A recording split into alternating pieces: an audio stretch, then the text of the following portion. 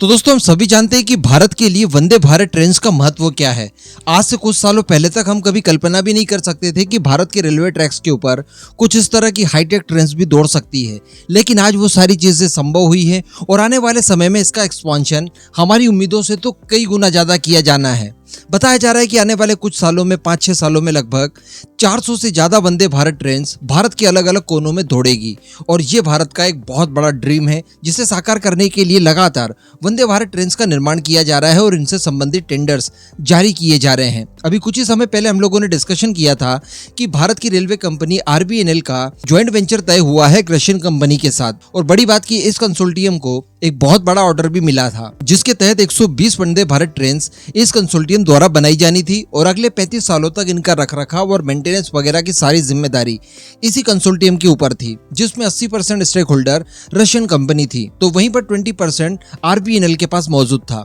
लेकिन दोस्तों अब काफी ज्यादा प्रॉब्लम्स यहाँ पर क्रिएट हो गई क्योंकि रशिया के ऊपर सैंक्शंस लगे हुए हैं। इस वजह से कुछ जरूरी पार्ट्स जो कि ट्रेन को मैन्युफैक्चर करने के लिए जरूरी होते हैं वो हम लोग इंपोर्ट नहीं कर पा रहे हैं और इस वजह से ये काम काफी ज्यादा ठंडा पड़ा हुआ है। 2025 तक बताया जा रहा था कि 2 प्रोटोटाइप बनाकर ये लोग तैयार कर देंगे, उसके बाद इनके ट्रायल रन्स लिए जाएंगे। वो सारी चीज भी धरी की धरी रह गई क्योंकि अभी तक कोई भी विशेष काम इस परियोजना के ऊपर हुआ ही नहीं है। ऐसी परिस्थिति में अगला जो कॉन्ट्रैक्ट देना था उसे काफी ज्यादा सोच समझ कर देना था क्योंकि इस तरह की दोबारा प्रॉब्लम हमारे सामने ना आ जाए। क्योंकि इस प्रॉब्लम को दूर करने के लिए जब RVNL ने पहल की और रशियन कंपनी के साथ बातचीत करने की कोशिश की और जब ये कहा गया कि आप अपने हिस्से के स्टेक हमें लौटा दीजिए और कुल 26% का ही स्टेक अपने पास रखिए ताकि सारे सैंक्शंस को बाईपास करके हम लोग विदेशों से इंपोर्ट कर सके इसके स्पेयर पार्ट्स वगैरह, तो इस बात के लिए कंपनी बिल्कुल मना कर गई है और उन्होंने रशियन अथॉरिटीज को इस बारे में जानकारी देकर भारत और रशिया की गवर्नमेंट के बीच में इन सब को लेकर मतभेद हो गए हैं। तो ऐसी परिस्थिति में इस बार जो भी कॉन्ट्रैक्ट दिया जाना था